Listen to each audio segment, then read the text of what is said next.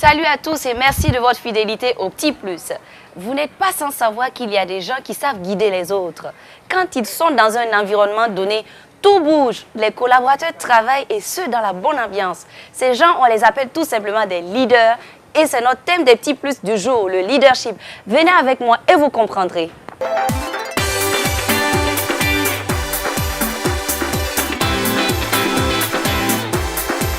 Merci, monsieur, d'avoir accepté notre invitation pour partager votre expérience avec les téléspectateurs. Comment on peut définir un leader? Et un leader, on pourrait dire que c'est un individu, quelqu'un au sein d'une équipe, au sein d'un groupe qui participe à l'atteinte des objectifs du groupe. Donc, c'est celui-là qui fait en sorte qu'il y ait la mobilisation au sein du groupe, que les gens fédèrent par rapport à un objectif à atteindre et il fait en sorte que les gens soient conduits à atteindre ces objectifs-là. Donc, c'est quelqu'un qui motive les autres. Et on parle souvent aussi de leadership. Quand on parle de leader, il y a la fonction. Donc, la fonction, c'est le leadership. Donc, quand on est leader, à un certain moment donné, on a des caractéristiques qu'on doit faire valoir, notamment par sa manière d'être, par un certain nombre de rôles qu'on a amené à jouer. Parce que le leader se caractérise surtout par le fait qu'il fait plus que les autres. Il anticipe un certain nombre de contraintes ou de difficultés et il essaie de mobiliser la troupe, si je peux le dire comme ça, les membres de l'équipe pour faire en sorte que la motivation y soit et que les gens puissent atteindre les objectifs. Docteur Kouma, comment on reconnaît un leader? Quelles sont les qualités d'un leader? Un bon leader, je vais dire, ça dépend des situations. Parce qu'on peut être un bon leader dans un contexte donné et ne pas l'être dans un autre contexte. J'aime le dire souvent qu'il n'y a pas de leadership passe-partout. Et puis il n'y a pas de leader pour toujours. On est leader par rapport à un contexte donné.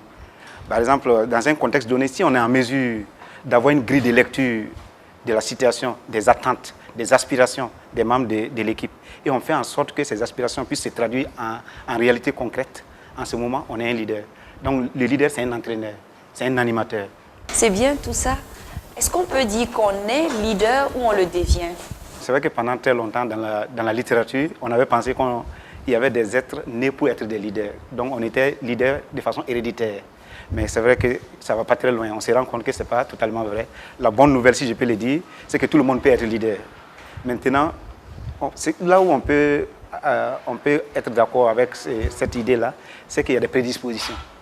Il y en a qui sont plus dotés que d'autres pour être des leaders. Notamment quand on a les verbes faciles, quand on a l'intelligence vive, quand on a la capacité d'initiative. Voici un certain nombre de caractéristiques. On estime que quand on a ces éléments-là en sa possession, on a une longueur d'avance sur les personnes qui n'en ont pas. Mais au-delà de ça, tout le monde peut travailler à devenir leader. À présent, je me tourne vers M. Kouyaté. Vous avez été directeur de l'Office national de l'eau et de l'assainissement. Est-ce qu'on peut dire que le leader ne connaît que des succès, des réussites? Le leader, dans sa gestion, dans son management d'une société aussi importante, connaît pas seulement des réussites, mais aussi des échecs. Des échecs qui sont liés à des difficultés qui n'ont pas été... dont l'importance n'a pas été suffisamment anticipée en matière de mesures, d'importance, etc. Et comment faisiez-vous pour rallier vos collaborateurs à votre cause, aux nouveaux changements, par exemple? C'est d'abord l'expression d'une vision claire.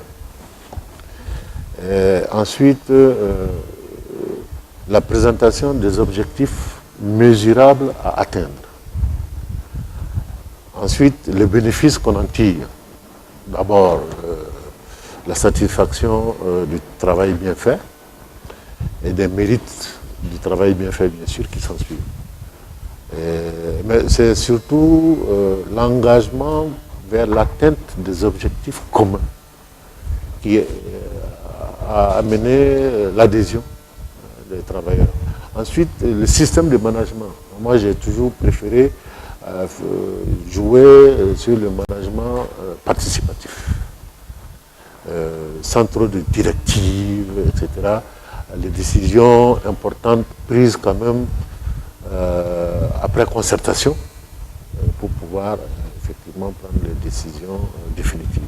Est-ce qu'on peut dire que les leaders sont des apprenants en permanence? Ah oui. Une fois que, quand on est leader, on est enclin au dialogue. Et dans les dialogues, il n'y a rien de tel. On apprend toujours dans les dialogues. Quel que soit le niveau du partenaire avec qui on dialogue, on finit toujours par apprendre quelque chose. Et donc, je peux dire que le leader est un éternel apprenant. Docteur Kouma, par rapport à cette question? Le leader, c'est quelqu'un qui est à l'écoute. Et par l'écoute, il essaie de capter les intentions, les désirs, les aspirations de ses collaborateurs et essayer de les traduire en actes concrets.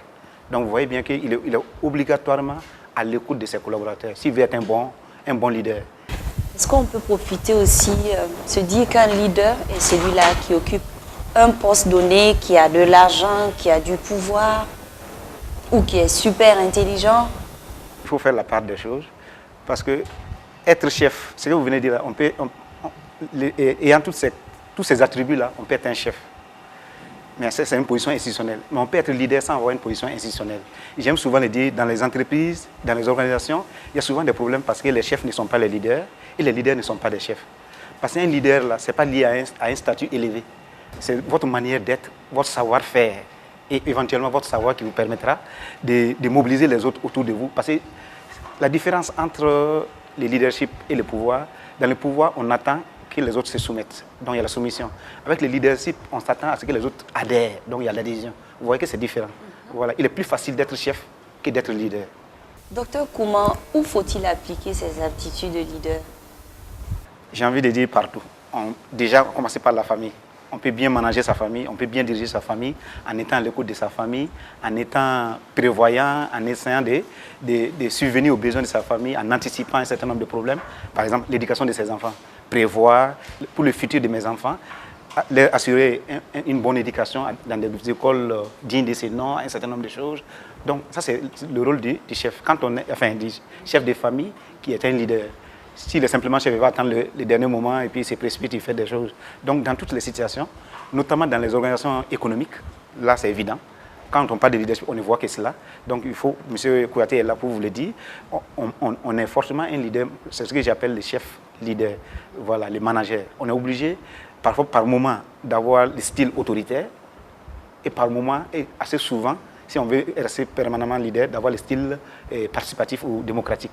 Mais comme on le dit souvent, le leader n'a pas qu'un seul style. Voilà, c'est en fonction des situations.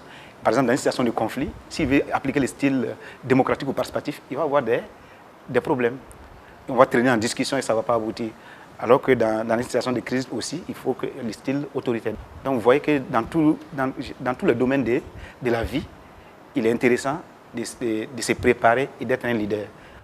Monsieur Kouyaté, est-ce qu'on peut dire qu'un leader est spirituel?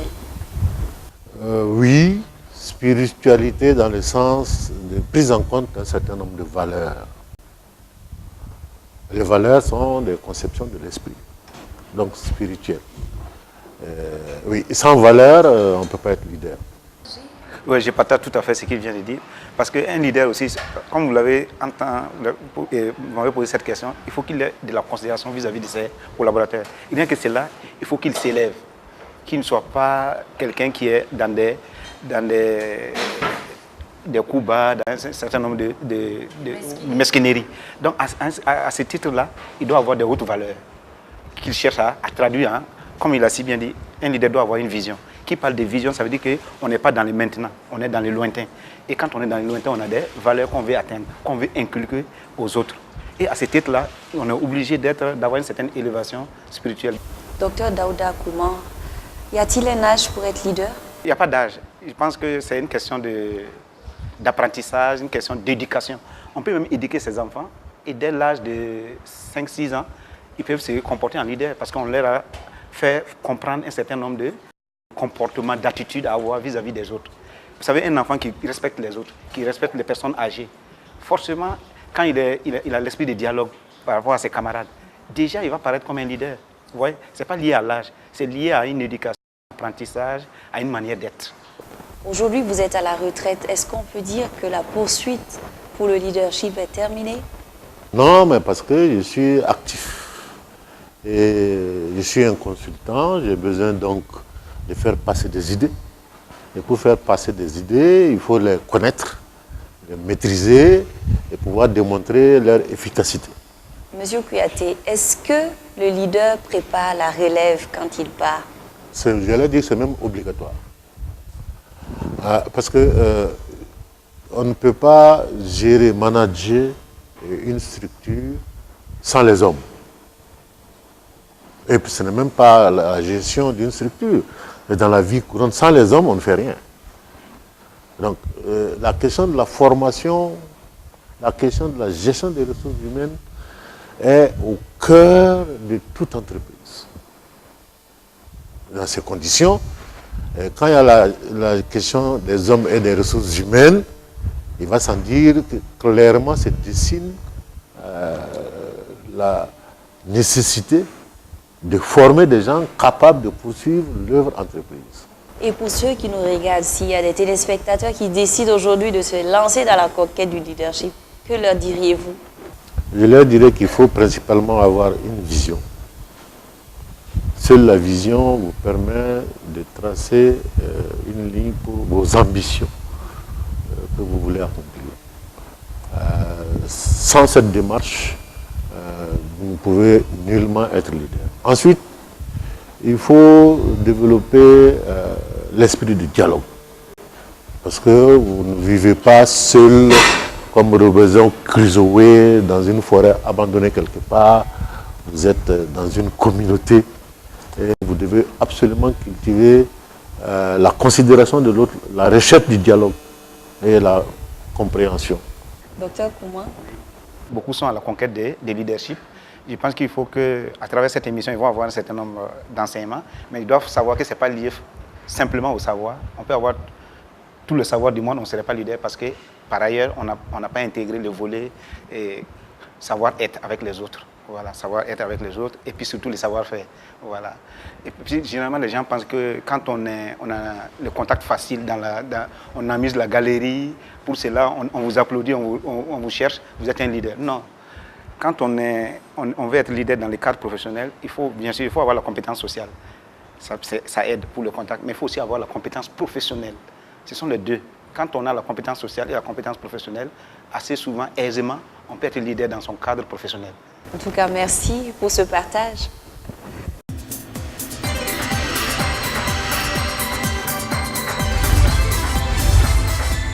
Un leader est un individu qui, au sein d'un groupe, participe activement à l'atteinte des objectifs. Il sait anticiper les choses, prendre des initiatives. Il a la capacité de se faire écouter, de rassembler, de mobiliser, de motiver et d'amener les autres à adhérer à une vision donnée. Le leader privilégie le management participatif. Il fait preuve d'écoute active. Il a de la considération vis-à-vis de ses collaborateurs. Il est ouvert aux suggestions des autres. Le leader s'inspire des échecs pour mieux faire. Il sait s'adapter aux situations. Le leadership est applicable dans tous les domaines de vie, en famille, en entreprise, en association, en politique.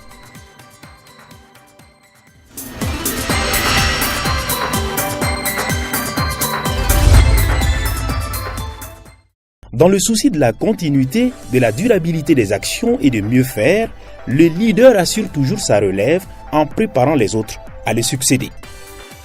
Vous avez vu comme quoi il ne tient plus qu'à vous de devenir le leader que vous souhaitez. J'espère que les petits plus du jour vous confortent dans cette nouvelle ambition. J'ai été ravie de vous présenter ce numéro. À très bientôt pour un autre petit plus. Au revoir.